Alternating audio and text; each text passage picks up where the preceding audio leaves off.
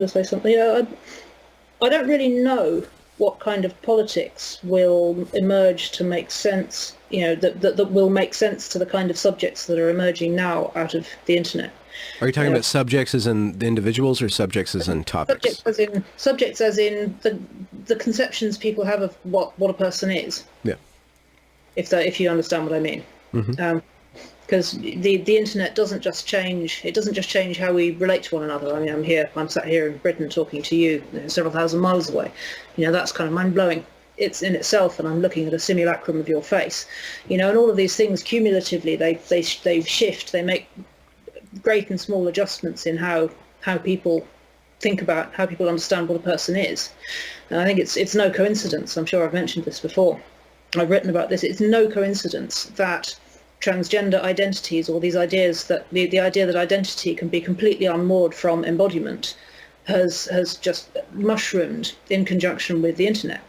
Because if you give a medium to a whole bunch of children really, which enables them to conduct almost all of their social life online with no reference to their body whatsoever, and let them curate self-presentations, which can be updated at the click of a button, just by changing your avatar picture.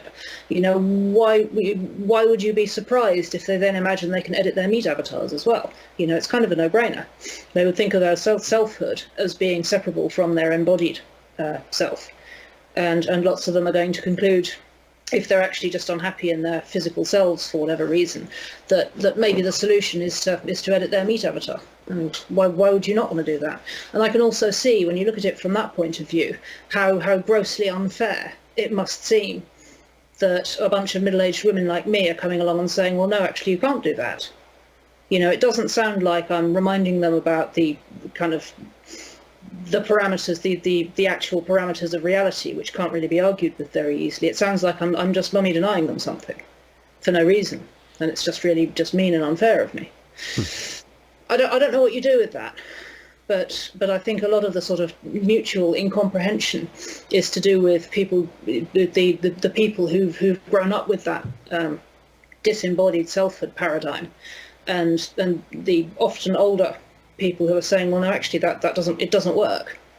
And particularly older women are saying it doesn't work. Well, because are you saying that because you're just behind the times, or because you have some sort of insight? Benjamin, I've been I've been extremely online for 20 years. I was fully signed up to all of this stuff. I'm probably, I'm not the first generation to be extremely online, but I'm the first generation to be extremely online in the mass social media age. I've had plenty of time to think about these things, and I've run through most of these responses to what it means to be a person socializing online.